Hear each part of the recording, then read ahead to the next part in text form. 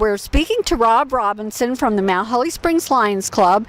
We're at a marsh cleanup today, and Rob's going to comment on his affiliation with Mount Holly and with the Lions Club. Yeah, I'm the Secretary-Treasurer of the Mount Holly Lions Club, and one of our goals now is that we're trying to reestablish ourselves in the community and be more viable in our presence.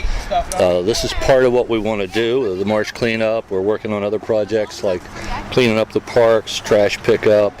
We're involved right now with one of the, over in Newville, with a local child, Tara Garman, who has Batten's disease.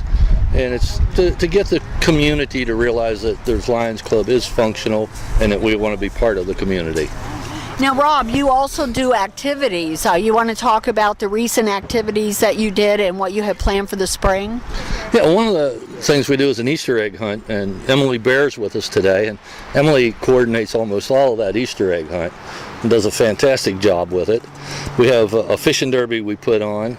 We're talking to the community about trying to coordinate a trunk or treat event for the children on Halloween, and just a lot of small things that we get involved in to help out the local populace.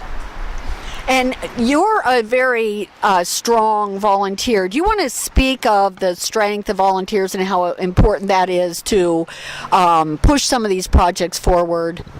Well, we're starting to live in a nation of what I call takers and not enough givers. And the volunteers, the heart of the giving movement. Without the volunteers, you don't have the funding to do a lot of the activities and actions that we do within the community, because it only increases taxes of the residents in order to pay someone to do it. So volunteers are the heart and soul of the community.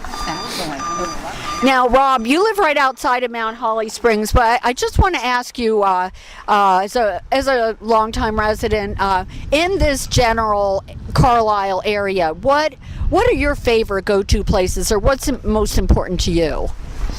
Well, the places I go to most are like Kings Gap.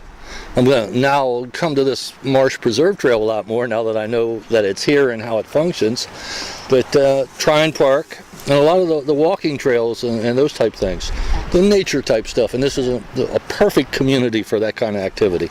Excellent, excellent.